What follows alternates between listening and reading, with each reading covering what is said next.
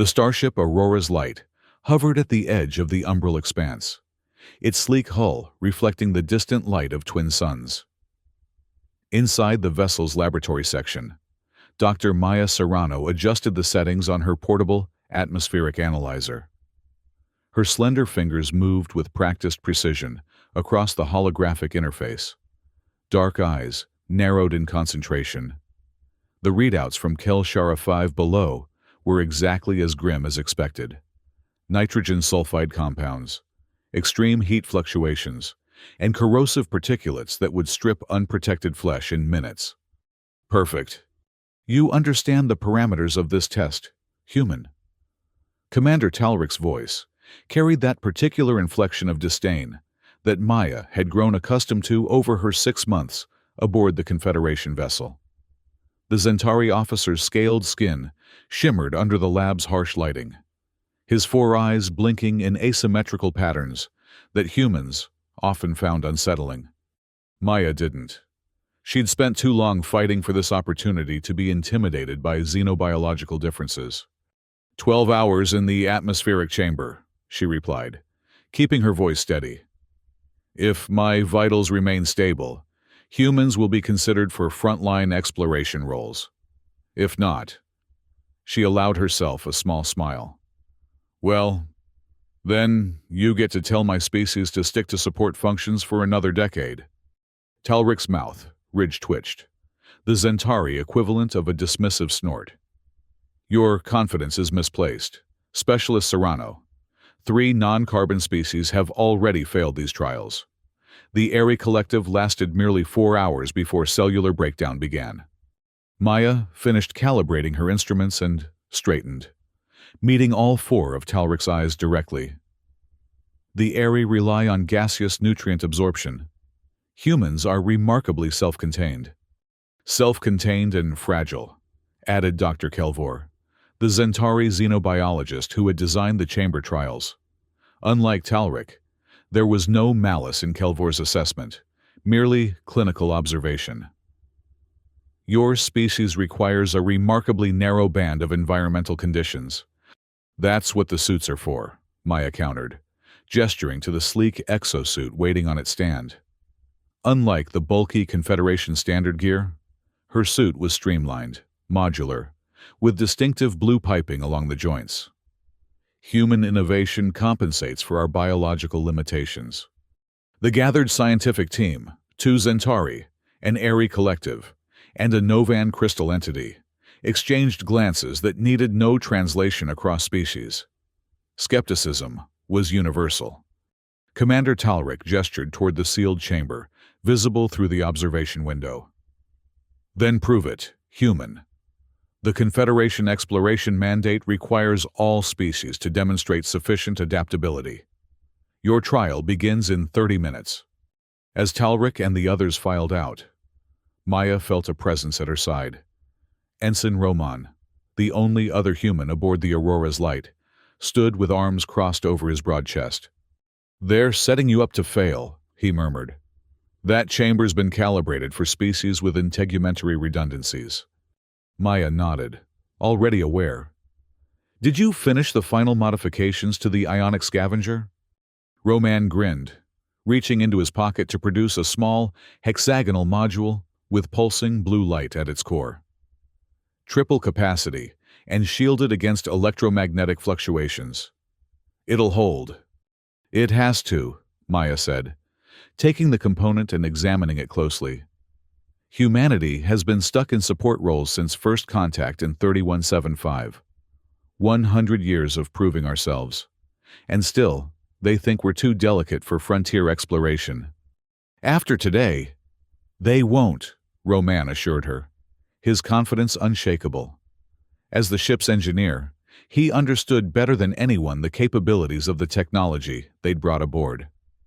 The Confederation might have a century's head start on interstellar travel, but human tech has been catching up fast. Maya slipped the ionic scavenger into her equipment case.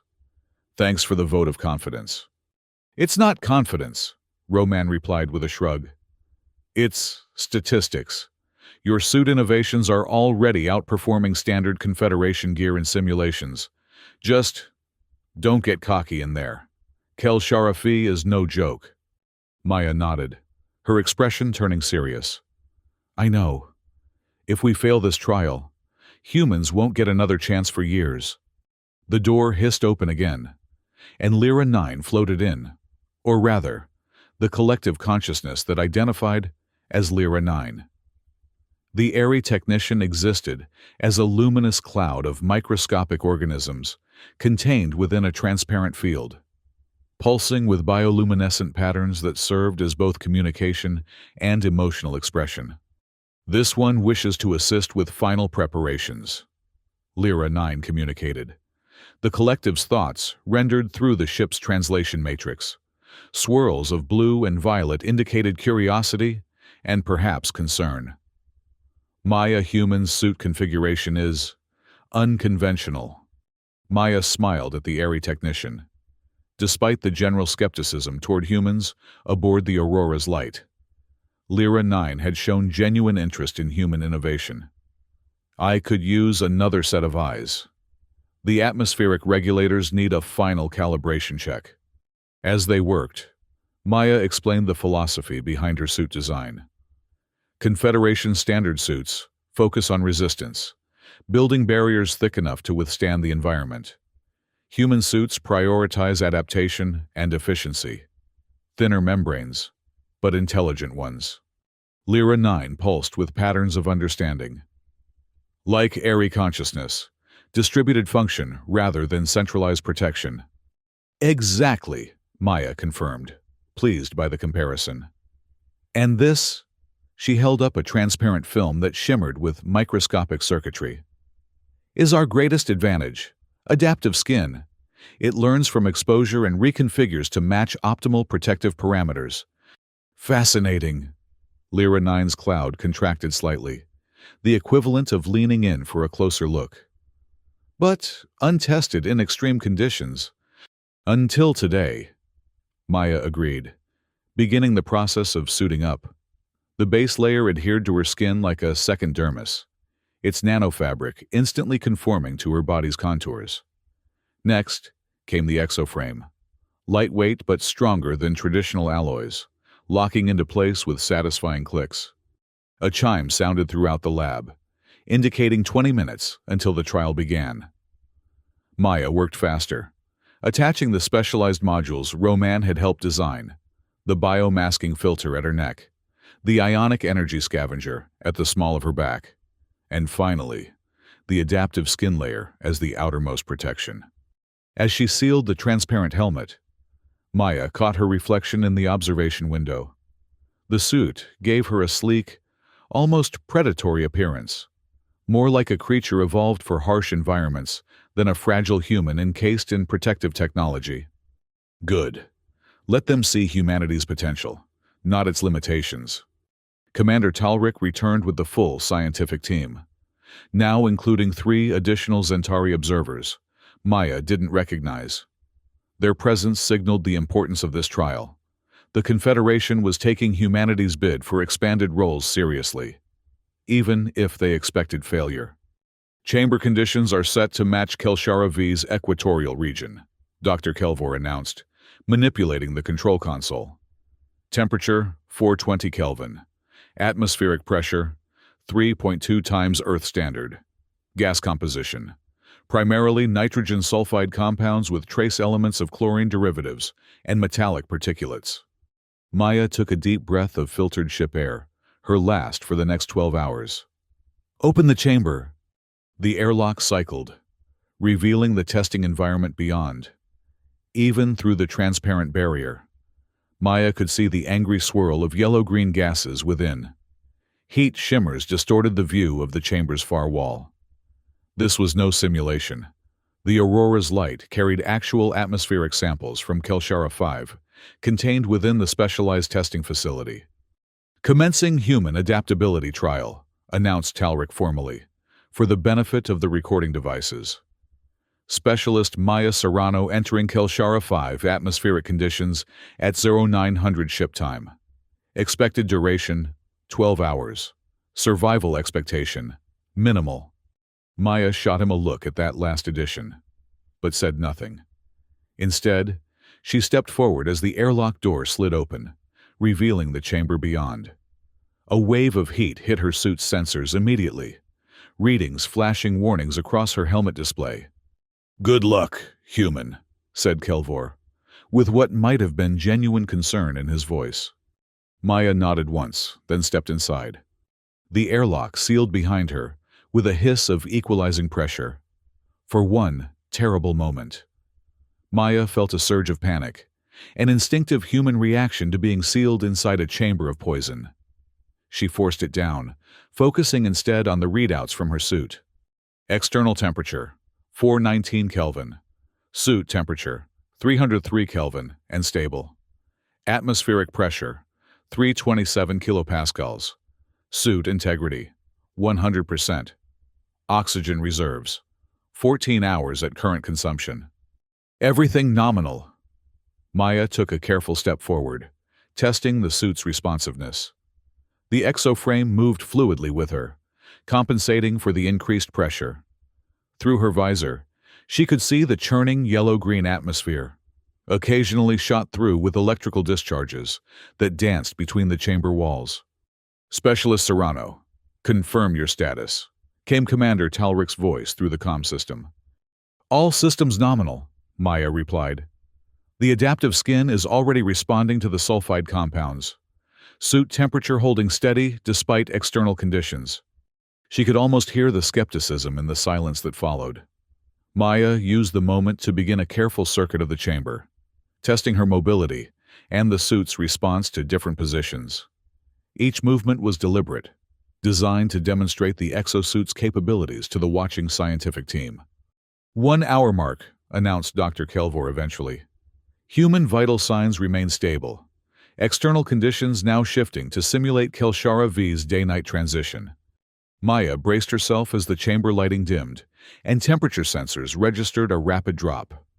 On the actual planet, temperature fluctuations of over 100 Kelvin occurred within minutes as the distant sun disappeared behind the horizon. The chamber faithfully reproduced this condition, plunging from blistering heat to bitter cold.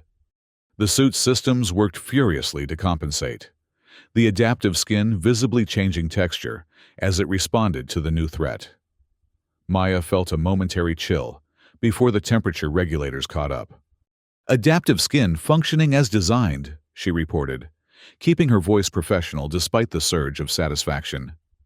"Internal temperature stable at 305 Kelvin. "Interesting," murmured Dr. Kelvor, clearly audible through the open comm channel.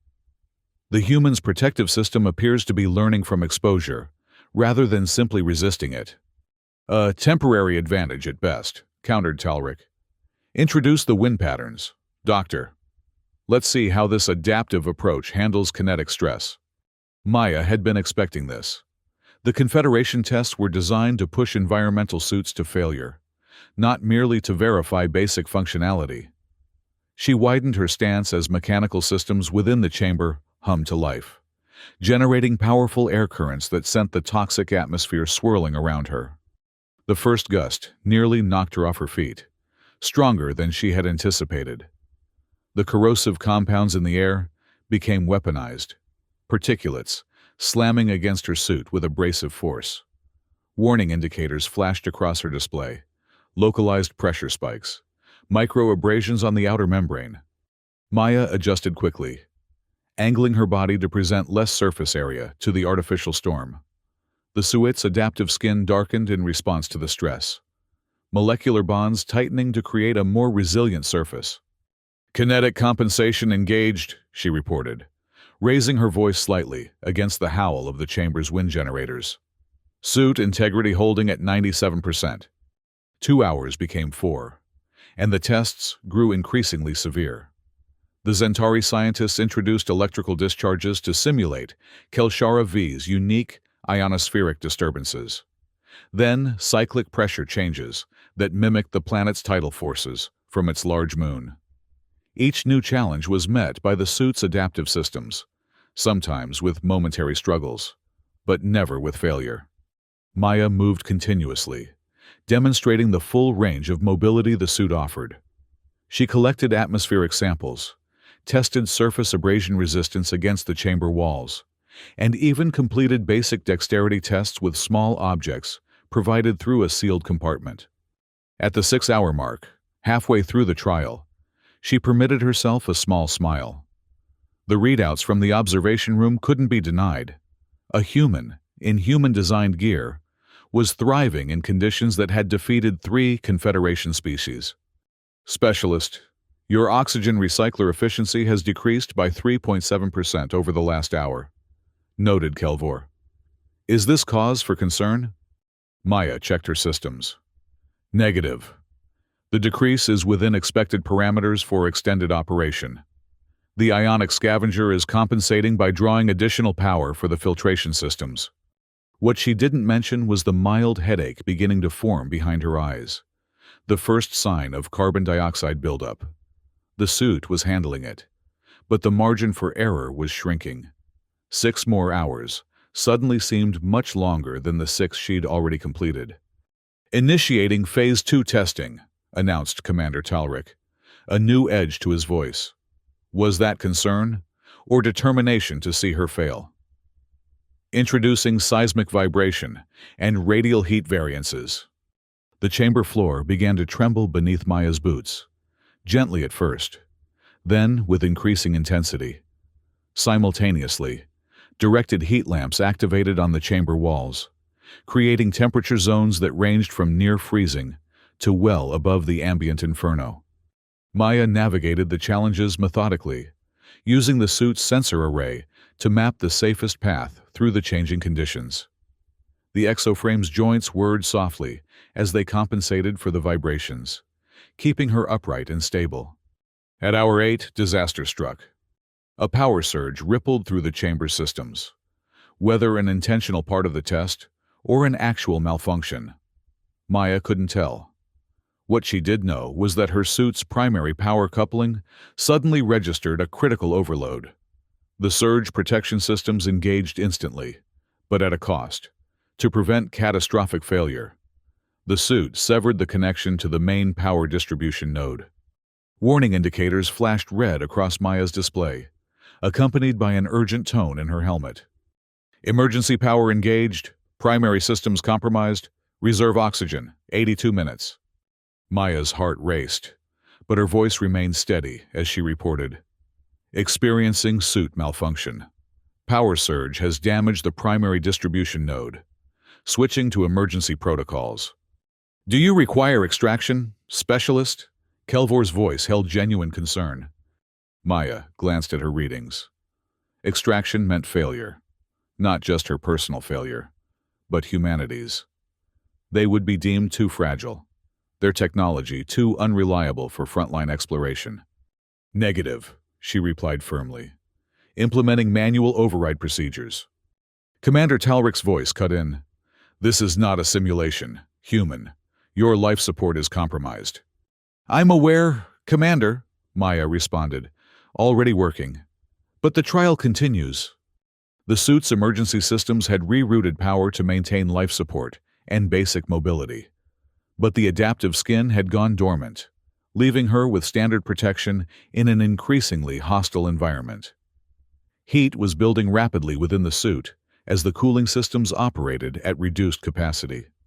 Maya accessed the emergency toolkit built into the suit's left forearm, extracting a slender device that resembled a writing stylus. In reality, it was a universal data port adapter, a tool designed to interface with alien technology. Working quickly, she located the auxiliary access panel near the chamber's environmental control interface. Specialist, what are you attempting? Kelvor asked, his voice tense. The chamber's environmental systems have data ports compatible with Confederation standard, Maya explained, her breathing carefully measured despite the rising temperature inside her suit. I'm going to use them to reboot my power distribution network. That's not possible, Talric objected.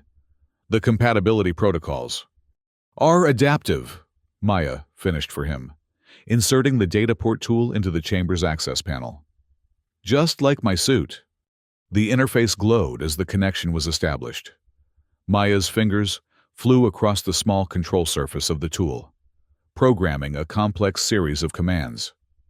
What she was attempting was technically against protocol, using the chamber's own systems to recharge and reset her suit. But it wasn't explicitly forbidden. For 30 tense seconds, nothing happened. Then, with a series of soft tones, her suit's displays flickered and reset.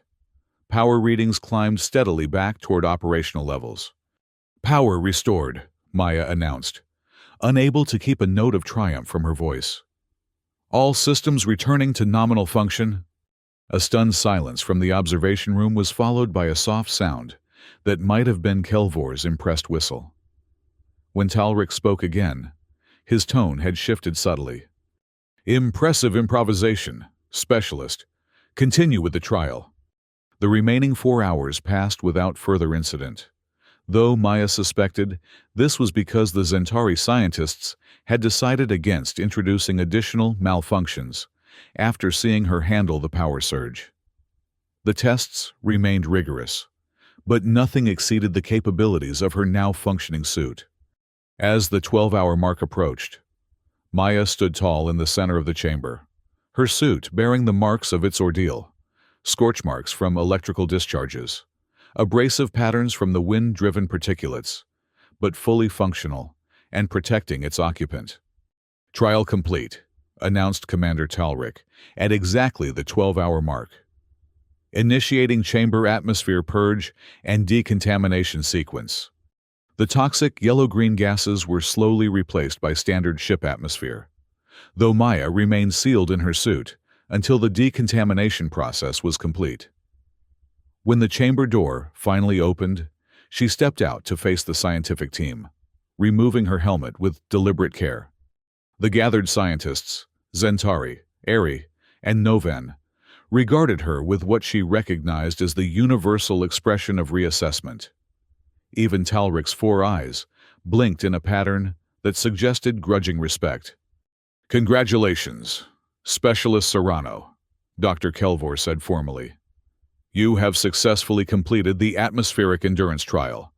Your vital signs remained within acceptable parameters throughout." Maya nodded her acknowledgement, then gestured to her suit. "With your permission, I'd like to present my equipment specifications to the scientific team. There are features we didn't get to fully demonstrate during the trial." Talric hesitated, then inclined his head. "Proceed." Over the next hour, Maya and Roman, who had joined the debriefing, walked the Confederation scientists through the innovative features of the human-designed exosuit.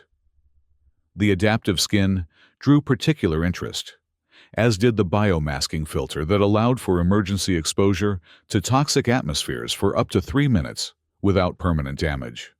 "The ionic energy scavenger is perhaps our most significant advancement," Maya explained, displaying the small hexagonal device that had been mounted at the small of her back. "It harvests ambient energy from the environment, thermal, electrical, even kinetic, and converts it to power the suit systems. In theory, on a planet like Kelshara 5, with its extreme energy differentials, a human could remain suited indefinitely." "In theory," Commander Talric emphasized, though his earlier skepticism had softened. "The practical application remains to be tested in actual planetary conditions." Maya met his gaze steadily. "Then let us test it. I formally request participation in the Kelshara 5 surface expedition." A murmur ran through the assembled scientists. The Aurora's light had been orbiting the toxic planet for weeks, studying it remotely, but the surface team had not yet been finalized.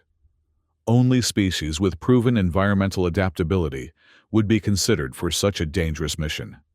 Talric studied Maya for a long moment, all 4 eyes unblinking. "Your request will be considered, Specialist. The chamber trial results are compelling." That, Maya knew, was as close to enthusiastic approval as she was likely to get from the Zentari commander. It was enough. 3 days later, Maya stood in the Aurora's Lights shuttle bay, fully suited and ready for descent to Kelshara 5's surface. The expedition team had been carefully selected, Dr. Kelvor would lead the xenobiology studies, with 2 additional Centauri specialists for geological survey. Lyra 9, the ARI technician, would analyze atmospheric compositions. A Novan crystal entity, named Tusk, would document radiation patterns. And, representing humanity, Maya and Roman had both been approved for the mission. "Final equipment check complete," reported the shuttle's pilot, a Centauri, whose name Maya hadn't caught. "Descent trajectory calculated. Estimated planetary entry in 17 minutes.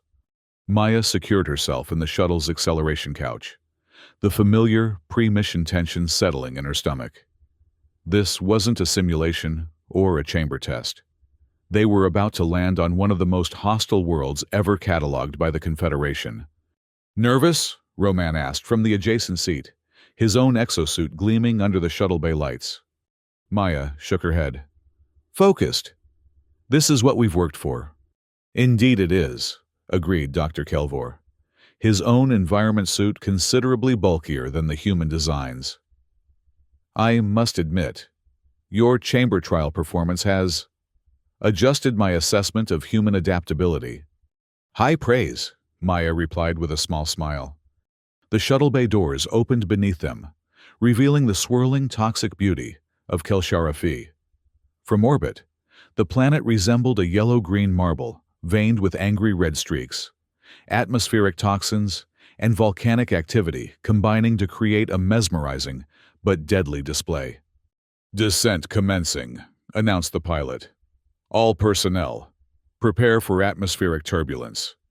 The shuttle dropped from the Aurora's light, its engines firing to control their entry into Kelshara-Phi's thick atmosphere.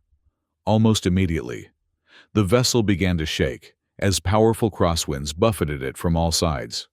The viewport, filled with churning yellow-green gases, occasionally illuminated by electrical discharges that danced across the shuttle's shields. Maya watched the sensor readouts with professional interest. The actual conditions matched the chamber simulations almost perfectly, a testament to the thoroughness of the Confederation's remote sensing technology. If anything, the real Kelshara-Phi seemed slightly less hostile than the chamber's worst scenarios. After 20 minutes of controlled descent, the shuttle broke through the lower atmosphere, revealing the planet's surface. Barren plains of rust-colored rock stretched to the horizon, interrupted by jagged mountain ranges and deep fissures that glowed with internal heat. Pools of liquefied minerals shimmered in depressions, their surfaces rippling in the constant, toxic winds. "Magnificent," breathed Kelvor, leaning toward the viewport. "The mineral diversity alone will keep our team occupied for months." "Assuming we survive the landing," Roman muttered, only half joking as another bout of turbulence rocked the shuttle.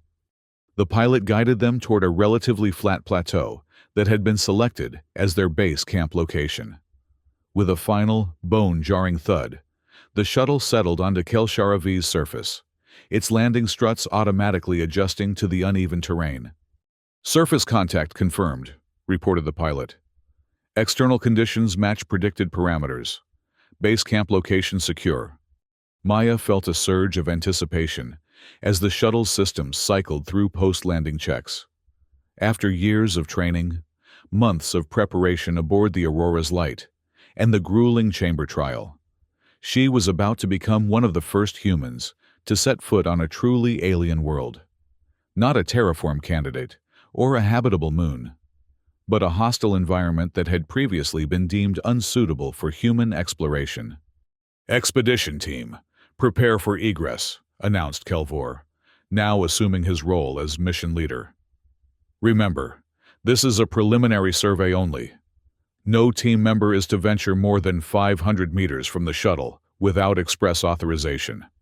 The airlock cycled, and one by one, the team members stepped onto the surface of Kelshara-Phi. Maya was the fourth to exit, her boots crunching on the brittle mineral crust that covered the landing zone.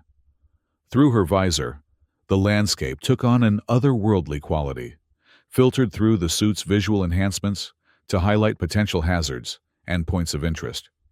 The gravity was slightly higher than Earth standard, about 1.2 g, according to her suit's sensors, giving everything a subtle but noticeable weightiness. The toxic winds that had buffeted the shuttle during descent continued at ground level, though with less intensity, creating swirling patterns in the fine dust that covered portions of the plateau. "Breathtaking," commented Lyra 9, the Airy Collective's containment field, pulsing with patterns of wonder as they floated beside Maya. "This one has never experienced an environment so rich in volatile compounds." "Rich is one word for it," Roman said, checking his instrument readings. "I'm detecting sulfur concentrations that would melt standard Confederation equipment in hours." "Yet your suits appear to be adapting admirably," noted Kelvor, observing how the outer layer of Maya's exosuit had already shifted its molecular structure to better resist the corrosive atmosphere. "Most impressive." The first days on Kelshara 5 passed in a blur of scientific activity. The team established a perimeter around the shuttle, setting up automated monitoring stations at regular intervals. Maya and Roman demonstrated the superior mobility of their exosuits, scaling rock formations and traversing unstable terrain that the bulkier Confederation suits struggled with. The human equipment consistently outperformed expectations. While the Zentari scientists needed to return to the shuttle every 8 hours for suit maintenance and power recharging, the human suits, ionic scavengers, continuously harvested energy from the environment, allowing for extended exploration periods. On the 4th day, during a geological survey of a nearby ridge, Maya's sensors detected an anomaly, a sudden shift in the magnetic field, localized to a deep fissure approximately 300 meters from their position. "Dr. Kelvor," she called over the comm, "I'm picking up unusual readings from the northern fissure. Request permission to investigate." "Define unusual, specialist," Kelvor replied, his own sensors apparently not detecting the phenomenon. "Rhythmic fluctuations in the magnetic field. Almost like a pulse." Maya adjusted her scanner for finer resolution. "Definitely artificial in origin." That got everyone's attention. Kelshara Phi had been classified as uninhabited, no indigenous life forms, no evidence of civilization. An artificial energy signature contradicted everything they knew about the planet. "Hold position," ordered Kelvor. "I'm joining you with Tisk for additional analysis." Within minutes, the entire expedition team had converged on Maya's location, the Novan crystal entity. Tisk extended sensory filaments toward the fissure, its crystalline body refracting the dim sunlight that penetrated Kelshara V's thick atmosphere. "Confirmation," Tisk communicated, its thoughts translated through the team's shared neural link. "Artificial power source detected. Depth: approximately 47 meters below surface level. Signature matches known Sentinel technology." A ripple of excitement passed through the team. The Sentinels were an ancient, spacefaring race that had vanished thousands of years before the Confederation formed. Their artifacts were rare and highly prized for the technological insights they provided. "We need to investigate further," Maya urged, already scanning the fissure for a potential descent route. "If there's Sentinel technology down there, it could revolutionize our understanding of Kelshara V's history." Commander Talric's voice cut in over the comm system, the Aurora's light maintaining constant contact with the expedition team. "Proceed with extreme caution. Sentinel technology is notoriously unstable after prolonged dormancy." "Acknowledged," replied Kelvor. "We'll establish a secure access route and proceed with minimum personnel." As the team debated the safest approach, fate intervened.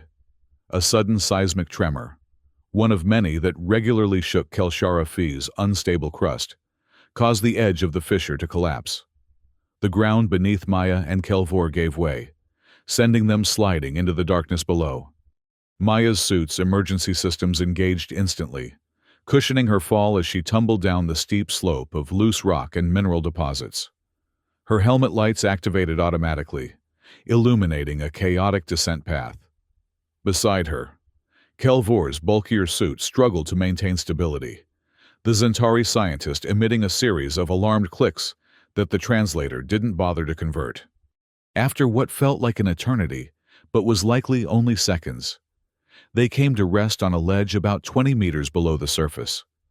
Maya's suit reported minor stress damage but no breaches. Kelvor appeared similarly intact, though visibly shaken. "Status report," demanded Talric's voice over the comm, tension evident even through the translator. "We're alive," Maya responded, carefully rising to her feet and helping Kelvor up. "Minimal damage. We've landed on some kind of ledge or shelf within the fissure." As her helmet lights swept across their surroundings, Maya gasped. What she had taken for natural rock formations were clearly artificial structures, angular, symmetrical, with the unmistakable geometric patterns favored by Sentinel architecture. "Commander," she reported, voice hushed with awe. "We've found it.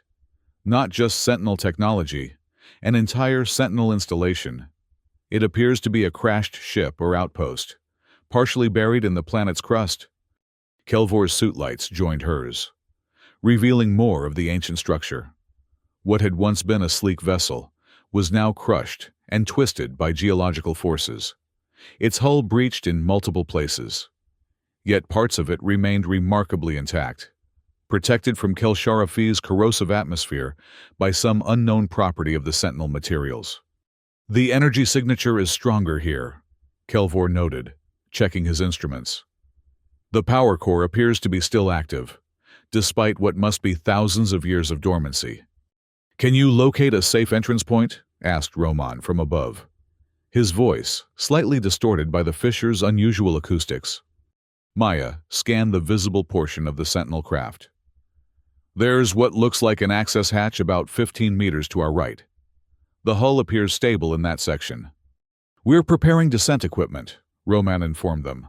"Sit tight. We'll join you in 20 minutes. "Negative," countered Commander Talric immediately. "Dr. Kelvor and Specialist Serrano will await extraction. No unauthorized exploration of Sentinel technology."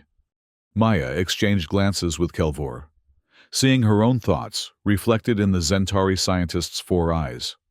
They were literally standing on one of the most significant archaeological finds in recent Confederation history. Waiting for extraction without at least preliminary investigation was unthinkable. "Commander," Kelvor began diplomatically, "while we await extraction, basic visual documentation would be prudent scientific procedure." A long pause followed, during which Maya imagined Talric weighing his options. Finally, "Approved for external visual documentation only. Do not attempt to enter the structure or interact with any technology." "Understood, Commander," Kelvor confirmed, already moving carefully along the ledge toward the access hatch Maya had identified. For the next 15 minutes, they methodically documented the exterior of the Sentinel vessel, capturing detailed imagery of the unusual alloys and intricate patterning that covered its surface. Maya's suit sensors recorded everything from radiation levels to molecular composition, building a comprehensive dataset that would excite xenoarchaeologists throughout the Confederation. As they worked, another tremor shook the fissure, milder than the one that had caused their fall, but enough to dislodge a section of loose rock above the Sentinel craft. The debris struck the ancient hull with surprising force, and to Maya's astonishment, the access hatch they had been observing slid open in response. "Did you touch anything?" demanded Talric over the comm. "Negative, Commander," Maya replied truthfully. "The impact appears to have triggered some kind of automatic system."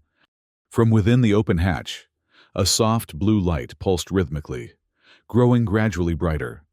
The energy signature on their sensors spiked dramatically. "The power core is reactivating," reported Kelvor, a note of alarm in his voice. "Recommend immediate withdrawal to safe distance." Before they could retreat, the ground beneath them shuddered again.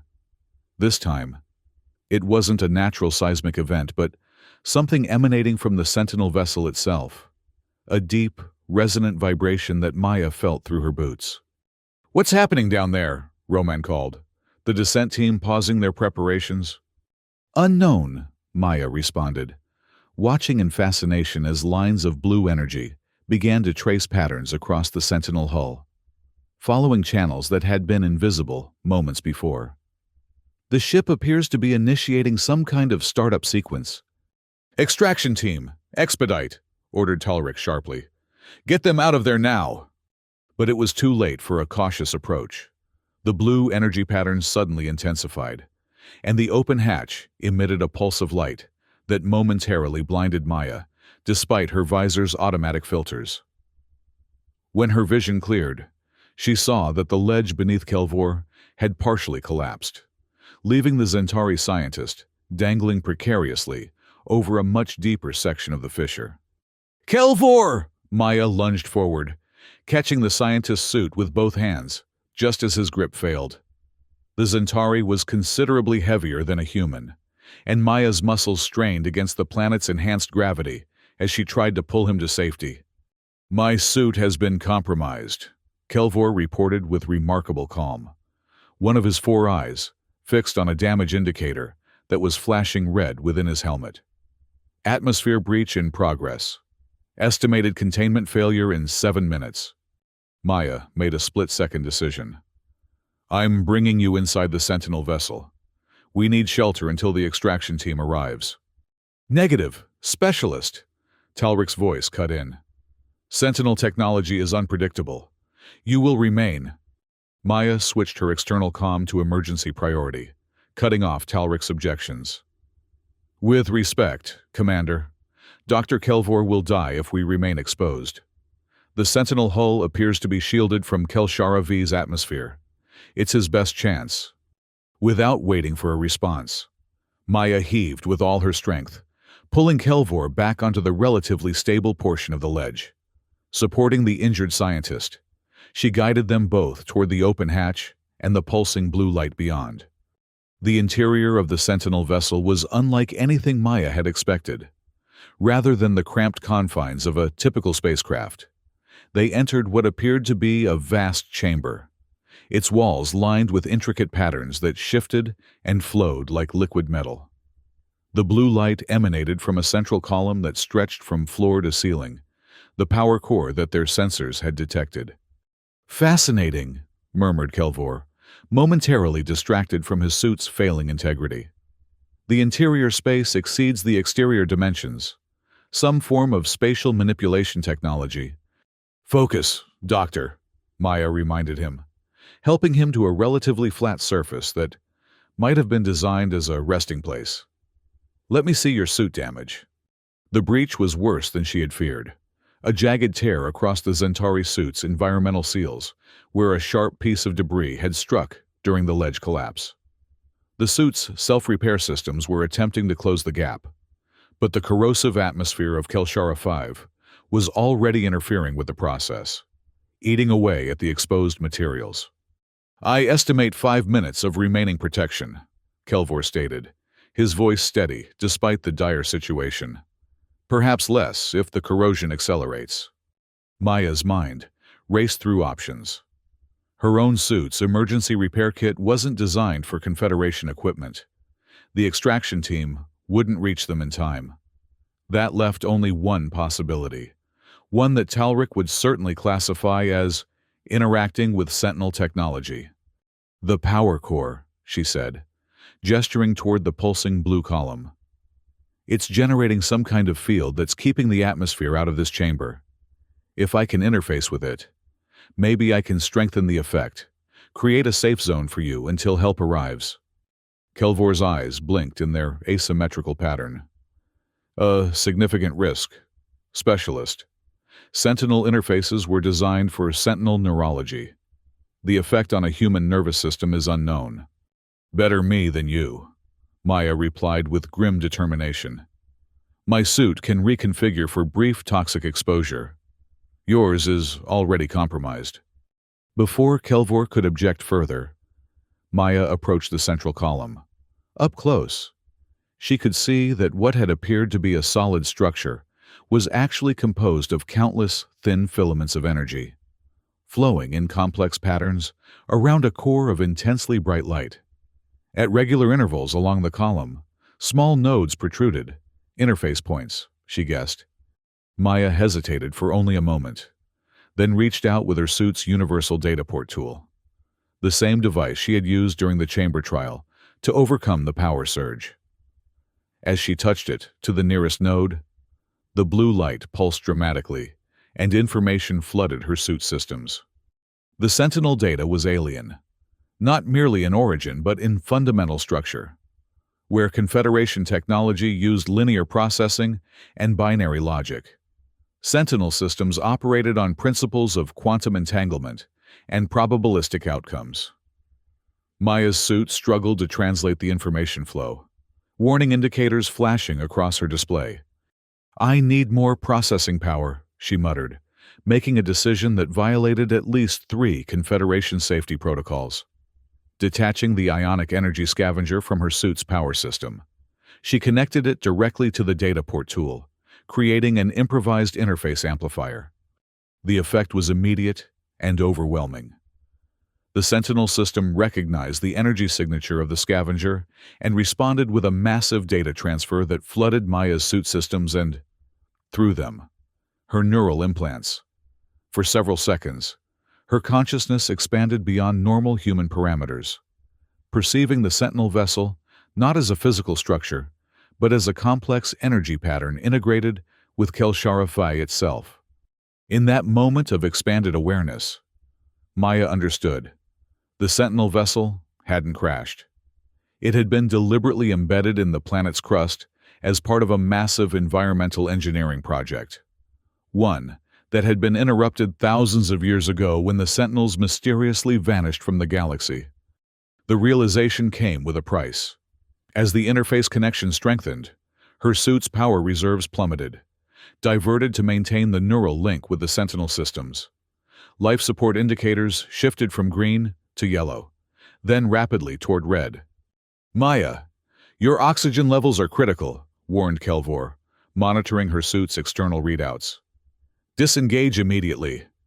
"Almost there," Maya managed through gritted teeth, fighting to maintain focus as the Sentinel data threatened to overwhelm her consciousness. Through the neural link, she located the environmental control subsystems and redirected power to the chamber's atmospheric barriers. The blue light intensified dramatically, spreading from the central column to encompass the entire chamber. The air around them shimmered as the Sentinel systems responded to Maya's commands, creating a bubble of breathable atmosphere within the hostile environment of Sci-Fi. "Atmospheric composition shifting," reported Kelvor in amazement, watching his suit's sensors. "Oxygen levels rising, toxins being neutralized." Maya couldn't respond. The interface connection had become a two-way exchange, with the Sentinel systems now accessing her suit's databases, and through them, Confederation knowledge about Sci-Fi. The neural link showed her what was happening. The Sentinel vessel was resuming its interrupted mission, using the updated information to calibrate its approach.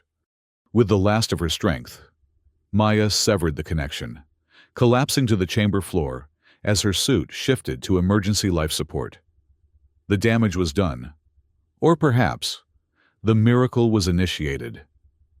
Through the open hatch, they could see the toxic yellow-green atmosphere of Sci-Fi beginning to change, ripples of blue energy spreading outward from the Sentinel vessel. "What did you do?" whispered Kelvor, helping Maya to a sitting position as her suit frantically worked to restore oxygen levels. "Rebooted. An atmospheric processor," she managed, her vision swimming from oxygen deprivation. "The Sentinels were terraforming Sci-Fi. The process was interrupted when they vanished." Before Kelvor could respond, the chamber shuddered violently. The Sentinel systems, dormant for millennia and now suddenly reactivated, were placing enormous stress on the ancient structure. Cracks appeared in the walls, and the blue light began to flicker erratically. "The chamber is destabilizing," Kelvor reported urgently into his comm. "Extraction team, we need immediate evacuation." The response was lost in a burst of static as another, more powerful tremor shook the Sentinel vessel. Sections of the ceiling began to collapse, forcing Maya and Kelvor to retreat toward the hatch. "We need to move," Maya insisted, struggling to her feet despite her suit's warnings about minimal oxygen reserves. "This whole structure could come down around us." Together, they staggered toward the exit, dodging falling debris as the Sentinel vessel's resurrection proved too much for its age-weakened structure. Just as they reached the hatch, the extraction team appeared on the ledge outside, Roman in the lead, with Lyra 9 and 2 Centauri crew members close behind. "Move! Move!" Roman shouted, reaching out to help them across the now treacherous gap between the hatch and the ledge. "The whole fissure is collapsing!" The ascent was a blur of desperate climbing, makeshift equipment, and the constant threat of falling debris. Maya's suit alternated between warning her about oxygen depletion and structural integrity concerns as they scaled the fissure walls. Her last clear memory was reaching the surface and seeing the sky of Kelshara Phi, no longer yellow-green, but streaked with patches of blue, as the Sentinel atmospheric processors began their work. Then darkness claimed her. Maya awoke in the medical bay of the Aurora's light. The familiar hum of the ship's systems, a comforting backdrop to the medical equipment monitoring her condition. She blinked against the harsh lighting, trying to orient herself. "Welcome back, specialist," said a voice she recognized as Dr. Kelvor's. The Centauri scientist stood beside her bed, all four of his eyes focused on her, with what appeared to be genuine concern. "How long?" Maya asked, her voice rough from disuse. 3 days in medical stasis," Kelvor replied. "Your oxygen deprivation was severe, but your neural implants prevented permanent damage." Maya struggled to sit up, and Kelvor assisted her. "The Sentinel vessel? The atmospheric effect?" "See for yourself." Kelvor gestured toward the viewport on the far wall of the medical bay. With his help, Maya made her way to the window and looked out at Kelshara 5 below. The transformation was astonishing. What had been a toxic yellow-green atmosphere was now streaked with expanding patches of blue. Sensors displayed on a nearby monitor showed oxygen levels rising steadily across the planet's surface, currently at 12% and climbing. "It's terraforming itself," Maya whispered in awe. "The Sentinel systems are purging the toxic compounds and generating breathable air. A process that Confederation scientists estimated would take centuries with our technology," noted Commander Talric, entering the medical bay. To Maya's surprise, the Centauri officer's stance was not one of accusation, but of grudging respect. "Your actions, while in violation of protocol, have accelerated our understanding of Sentinel technology by decades." "And likely saved Dr. Kelvor's life," added Roman, who had followed Talric into the room. "The extraction team wouldn't have reached you in time if you'd remained on the ledge." Talric's 4 eyes blinked in their complex pattern, which Maya had learned to recognize as indicating deep thought. "The Confederation Exploration Council has reviewed the preliminary reports from Kelshara 5. They are impressed by human adaptability and innovation under extreme circumstances." Maya exchanged glances with Roman, hardly daring to hope what this might mean. "Effective immediately," Talric continued formally. "Humans are officially classified as suitable for frontline exploration roles within Confederation space. Your species' unique approach to environmental challenges has proven valuable." Coming from Talric, this was extraordinary praise. Maya felt a surge of pride, not just personal but for all of humanity. After a century of being relegated to support functions, they would finally take their place alongside the other spacefaring races as true explorers. "There's more," said Kelvor, unable to contain his scientific excitement. The Sentinel vessel's core systems continued to function even after the structure collapsed. The atmospheric transformation is proceeding at an exponential rate. Confederation scientists estimate that within 1 standard year, Kelshara 5 will have Earth-comparable conditions. "A new world," Maya murmured, watching the blue patches spread across the planet below. From toxic wasteland to potential colony in the span of a year.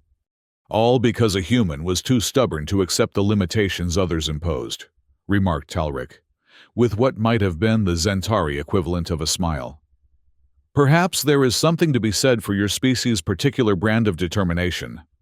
Maya thought of the chamber trial, of the moment when her suit malfunctioned, and she'd been faced with the choice between accepting failure and finding an unorthodox solution. The same choice she'd made in the Sentinel vessel, risking her own safety to save Kelvor and, inadvertently, transforming an entire world. That's humanity in a nutshell.